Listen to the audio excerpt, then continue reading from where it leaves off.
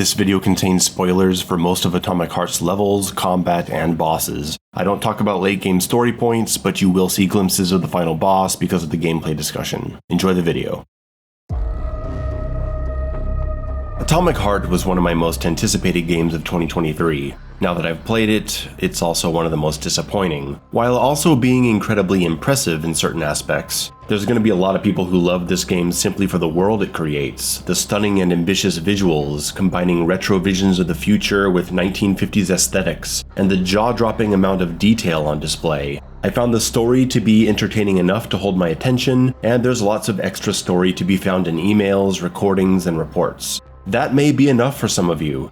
But beyond the amazing presentation, I found Atomic Heart to be unfocused, frequently frustrating, and lacking in compelling moment-to-moment gameplay. In Atomic Heart, you play as Maluma, a servant doing the dirty work of a man whose technological discoveries revolutionized the Soviet Union and turned it into this grand robotic paradise in the 1950s. Right before the release of a new neural network, Collective 2.0, that's supposed to unite everyone's consciousness, all the robots suddenly switch to combat mode and start killing everyone. Now you gotta find out what's going on, unravel conspiracies, discover things about yourself, and all that. It's a fine story, it works. Before I start my criticisms, I really want to stress how much I like the world. It's a beautiful place. I love all the original art. It's obvious that a lot of passion and work was put into making this game a reality. I respect that. The outside areas are gorgeous, and the Science Museum really floored me. But what's going on with the grass here? Did it do this for anyone else? Every location is meticulously detailed and designed to be unique. It feels like nothing ever repeats, and I really appreciate that. This is a bold artistic vision, and the world of Atomic Heart is one of the main reasons I stuck with it to the end. Now, let's get into it, because boy did I have some problems. We'll start small with the technical stuff and work our way up. There is no FOV slider. This was announced shortly before launch, and it's just unacceptable. FOV sliders are not just for fast-paced competitive shooters. They are accessibility options that help people with motion sickness, which I get from low FOV. It also greatly disservices the combat when you can't get a sense of what's around you. Many situations feel claustrophobic and uncomfortable, and I legitimately had moments where I got turned around and disoriented, and it makes the final boss fight incredibly frustrating. It's unacceptable to not allow FOV changes, especially on PC. If it causes problems for the game, well, you should have been keeping it in mind the whole time as you made it. The game was in development for like 1,000 years, and FOV sliders should be standard for first-person games at this point. The game opens in 1440p on my PC because I have a 1440p monitor. That's fine, that usually happens. However, unlike other games, after I've set it to 1080p to maintain a higher frame rate, Atomic Heart resets to 1440p every time I open it. This isn't something I'm always able to immediately notice, and it causes the image in OBS to be far larger than the recording border, resulting in hours of recorded footage becoming unusable. There's no way to disable tutorials and reminders. Now, I'm not against tutorials, some things need to be explained, but tutorial prompts which freeze the gameplay will appear later in the game long after they've told you. Basic stuff like how to climb a pipe by pressing jump, something you literally couldn't be at this point without having already learned, because you've climbed a pipe before this. Hours into the game, they remind you that you can use your dash after a jump, when they've already told you about this and you've been doing it plenty. Look at this tutorial interrupting me mid-jump to remind me that I can dash in the air, when that's exactly what I'm fucking doing. It's really bizarre that they even need to tell you that in the first place. If someone can't figure that out on their own, there's no way in hell they're gonna figure out some of the later puzzles. They constantly remind you of stuff you already know. Literally every time you enter the liquid polymer, there's a prompt saying to press the shift key to get out. And yeah, maybe that's a small detail, but after 20 hours I feel kind of insulted. Just like how every time I'm about to die, the game tells me to press X to heal myself. I know! Why don't you put a little boy in here to follow me around yelling at me to heal while you're at it? Atomic Heart also has crashing issues, for me at least. I haven't had a game crash on me in ages, but Atomic Heart sure does like to crash in the worst possible moments. I have gotten stuck on geometry several times, on a table or a chair, even on the stairs. I get stuck and I can't move and I die. As I just said, the game starts quite slow, but you know what? I didn't mind it. The game Atomic Heart reminds me of the most, Prey, also starts slow. Take a shot every time I mention Prey in this video.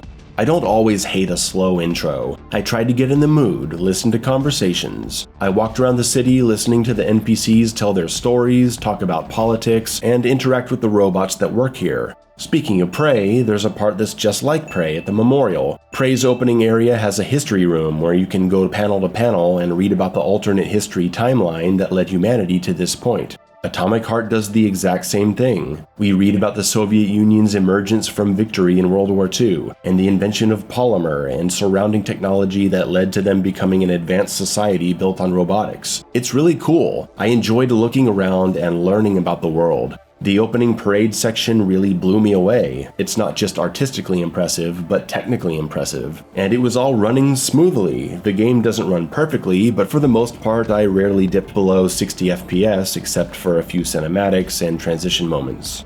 I enjoyed the cutscenes, so much to the point where I would have preferred this to be an animated series instead of a game, but I strongly disliked the protagonist. He is, without a doubt, the most irritating person I've ever listened to. He uses invented swear words, makes annoying comments complaining about his video gamey missions, jokes around and thinks he's the most awesome person in the world. Top it off with him having conversations with his annoying AI partner, and you've got a recipe for disaster.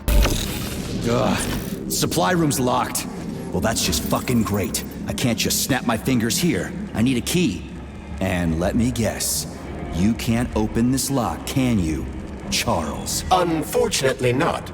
How dense do you think I am? I know where I need to go to complete my mission. I was only trying to make things easier for you. You can make things easier by getting off my grill. I am not joking. After a couple hours, I turned off the dialogue and played the rest of the game in silence. I read the dialogue at the bottom during story sequences or mission explanations, and I ignored the rest. It didn't lead to me being lost in what to do, and I highly recommend it because it makes the game so much more tolerable. That's an interesting word, tolerable, because we gotta get to the gameplay. The combat, the exploration, all that. It's tolerable. Walking around, looting, opening locks, it's okay. Occasional boss fights or big challenging combat rooms, pretty good sometimes. Moment-to-moment combat, which makes up most of the game, pretty bad. You start with a melee weapon, an axe, with a chargeable secondary attack. You beat up robot guys with mustaches, they have a charge attack that you avoid by backdashing, and that's the only enemy you'll be fighting for a while, unless you count these little drones. Your movement is incredibly slow, there's no sprint option, the dash is very short, you take fall damage from short distances, and you can later upgrade your movement to be a little better. Faster, you get a double dash and negate fall damage. However, there's no upgrade to make you stop tripping on stairs when you dash. You cannot dash or even jump while holding an object, which feels wrong. The movement restrictions work to the game's benefit sometimes. When it's just you and a couple enemies, it feels right. Because if you could just sprint away, it would be pretty easy. Not that it isn't already easy, but we'll get to that. In large encounters with faster enemies and getting surrounded, movement can feel pretty frustrating. Doubly so in the platforming sections, where it feels like you really should be able to cross these small distances easily, but you can't and you fall and possibly get hurt.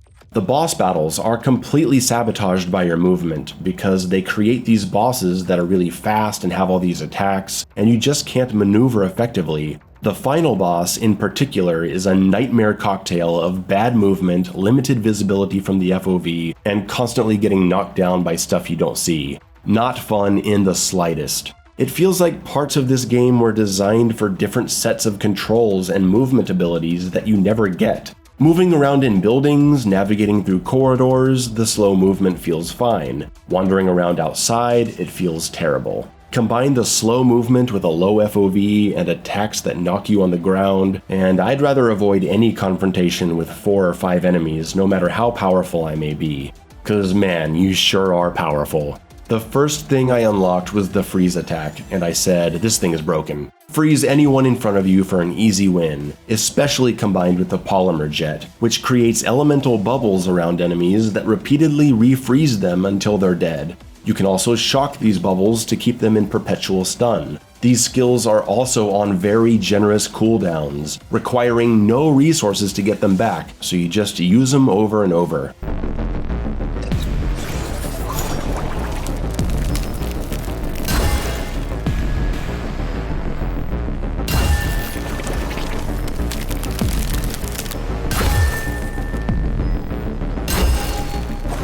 You can't make your players this powerful, giving them dumb, boring options at the beginning of your game. There's going to be plenty of people who lose interest in the first 10 hours due to how dull and completely free of challenge the game is for a while. There's no gradual introduction of skills either. Every ability is available from the start. You can unlock whatever ability you want and start upgrading it. Some of you won't pick freeze or polymer jets, and instead go for telekinesis, which picks up everyone in the room and holds them in the air. Another easily exploitable option that trivializes 99% of combat encounters. It's not as stupid and broken as the polymer jet with elemental effects, but it's still ridiculous. And I already know what some of you are saying. Classic Mayo doesn't understand RPGs. This is just how they are. And to that I say no. Maybe I haven't played every RPG, but you know what? I have played games with RPG elements like this, and this didn't happen. In Cyberpunk, the first ability I got didn't break the combat in an hour. In Prey, the combat wasn't broken in an hour. SNES RPG classic Chrono Trigger did not have my character feeling overpowered in an hour.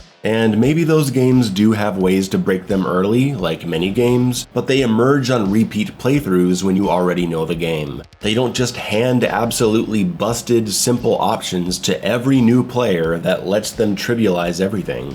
I started using telekinesis when I got to the fuzzy guy that's invulnerable to freeze and electricity. Oh, and he's resistant to guns too. So what do I do here? Run around whacking him with my axe and lifting him in the air for the next 3 minutes? That's fun. He's a frustrating, tanky, fast enemy that causes a lot of misery, but once you get the rocket launcher and get into the flow of lighting him on fire and lifting him in the air, he becomes manageable, tolerable, not fun.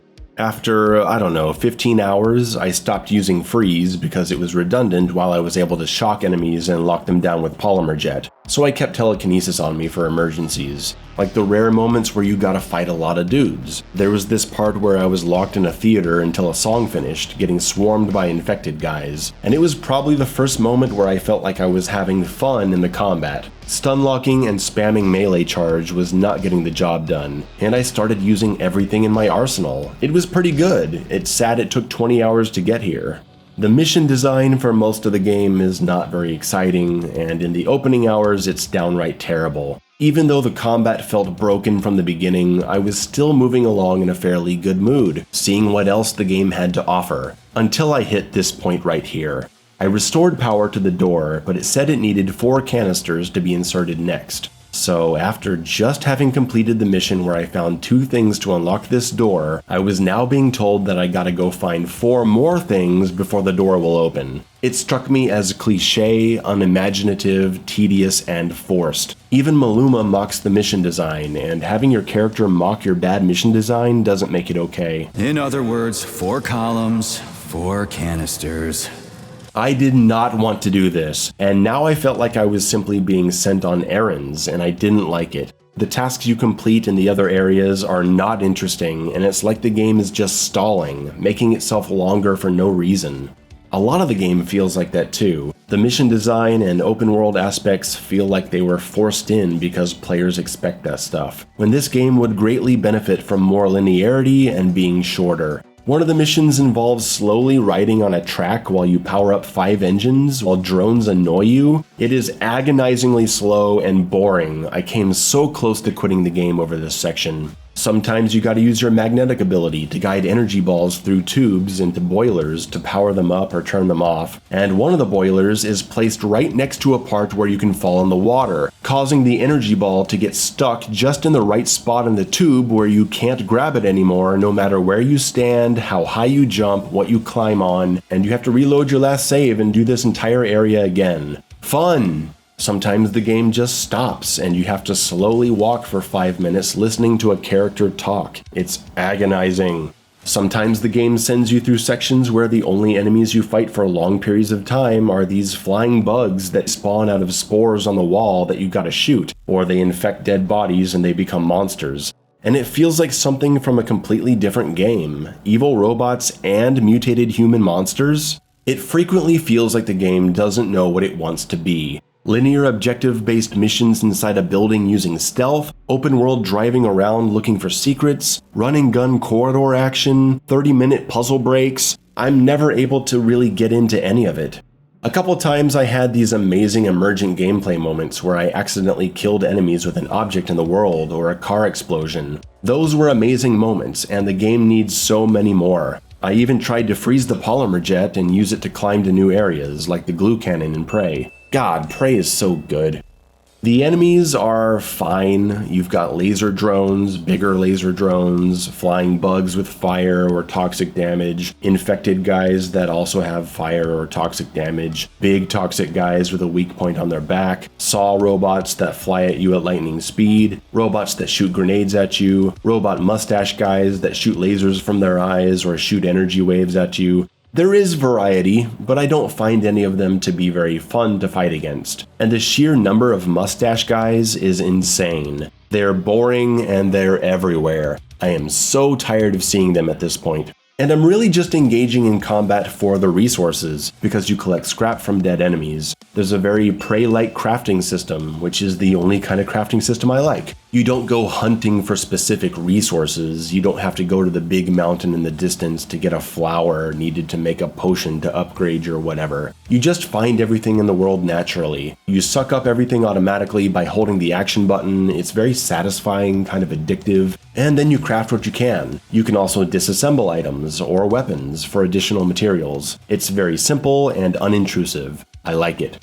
But in the crafting menu, the inventory screen doesn't tell me what anything is. How am I supposed to make decisions about what to bring with me? I can't click on anything to see its name. There's no option to turn on item descriptions. I have to click disassemble to be able to see what something is. When buying new weapons, you can see the stats, but there's no way to compare them. You should be able to see the stats of your other weapons on the side so you can make an informed purchase easily, instead of having to leave and go select what you want to compare it to and go back.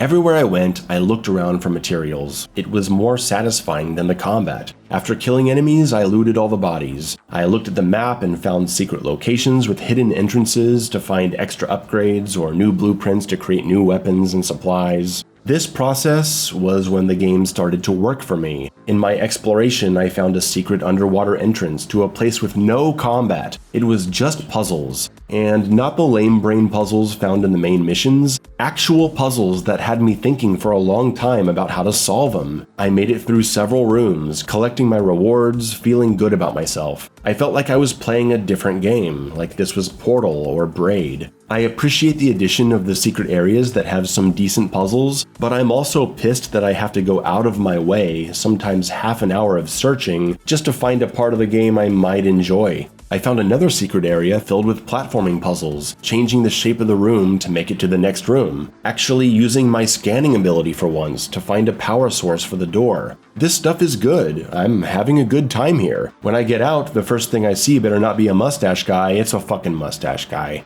Secret areas are marked on the map, but the entrances are not marked. It's cool, it's an optional part of the game, so I didn't mind getting lost trying to find my way in. But I didn't always find my way in, either due to it being well hidden or swarming with enemies and not giving me the time to look around for clues.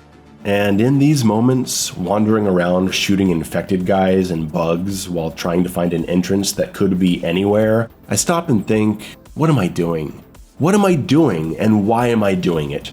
Why am I going out of my way to look for resources or weapon upgrades when everyone just dies to perpetual shock effects with polymer jet or getting frozen over and over? It is quite rare that a combat encounter is not solved by your dumb, abusable cooldown skills. And I'm not saying the game has to be perfectly balanced from start to finish. Many games I love, like Prey, become broken. But they don't start broken. You have time to feel pressured into playing well before you become so powerful that you can abuse shit. When I'm able to kill everything the dumbest, most boring way possible from the beginning, I only end up experimenting with other tools out of a sense of, I guess I'll use this now because, I don't know, it's been 15 hours and why not? And that's just not a fun experience. It's not my job to make someone's game fun. It's the developer's job to get me into the fun they've designed, and then let my imagination take over once I'm where they want me to be. I don't feel good using other weapons just because, while knowing that the tactic I was using in the first hour would be working just fine, if not better. I'm sitting here in the inventory upgrading my weapons to do more elemental damage and lessening recoil and all that, and I feel like I'm not doing it for any real reason other than why not.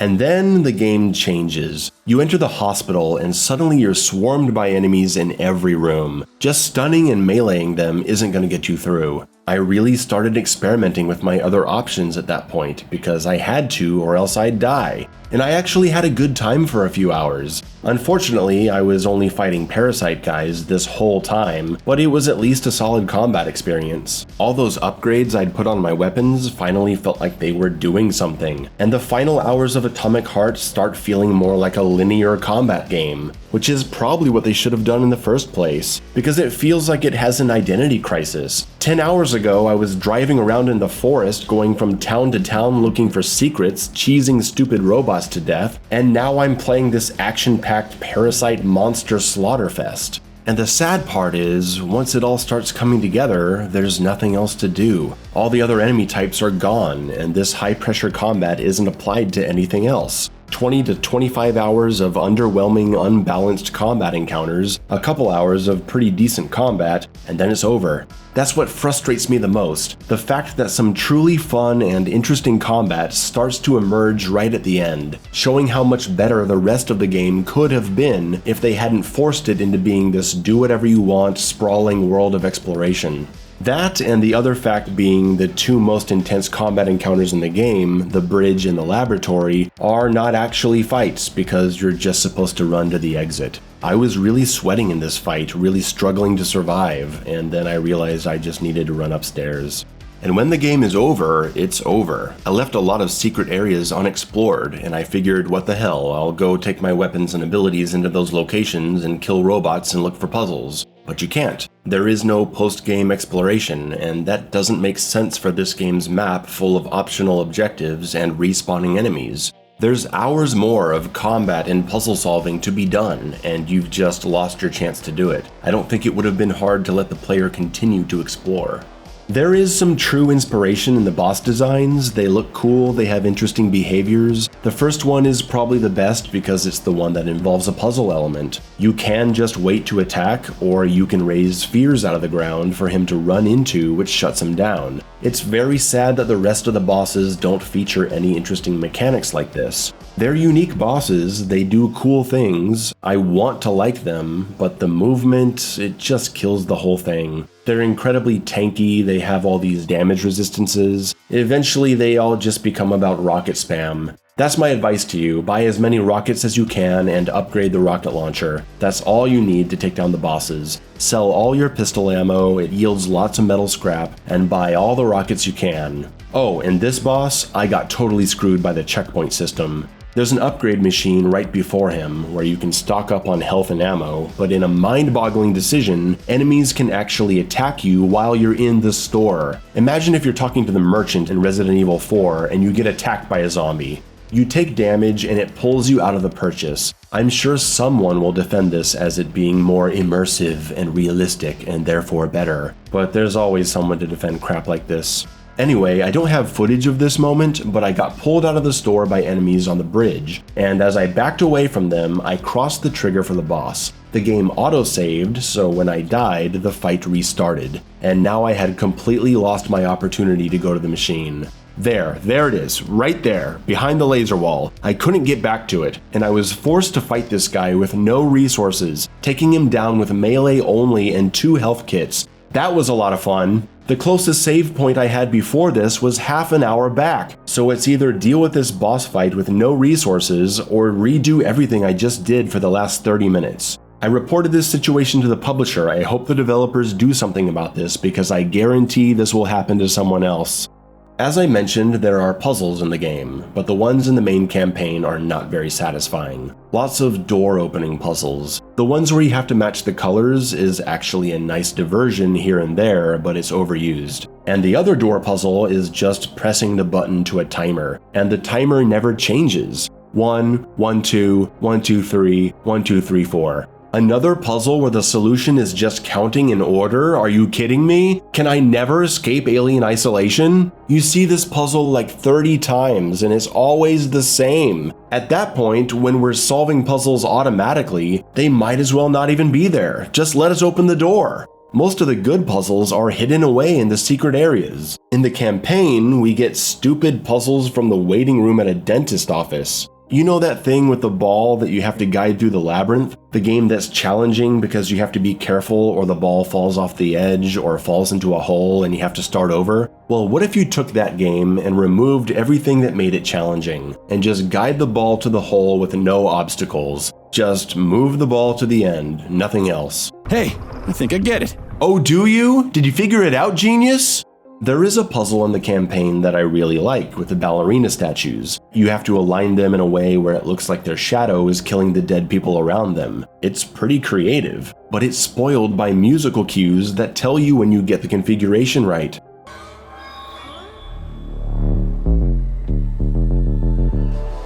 On the topic of music, Mick Gordon delivers quality work. Some tracks are very Doom, some tracks are very Prey, some tracks are really wild and unexpected. I like most of it, but a lot of the energetic combat tracks are used in encounters that are incredibly tame, making the music feel out of place.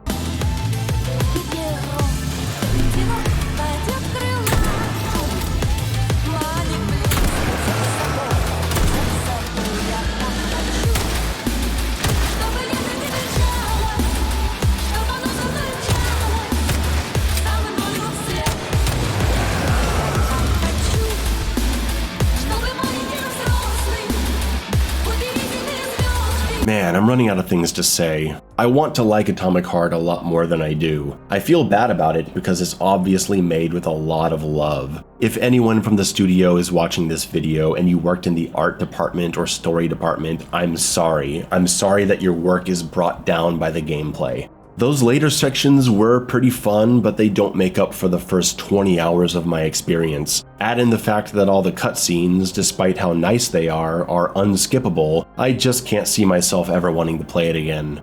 At the end of the day, Atomic Heart's ambitions and amazing art design are brought down by a lack of cohesive vision for its gameplay, which I guess is a result of its long development and changes in direction. I don't personally recommend it as a game, but I'm sure some of you are gonna like it. Thanks for watching this video. Remember to like and subscribe. I'll be working on my Dead Space 2 and Silent Hill videos next. Stay tuned.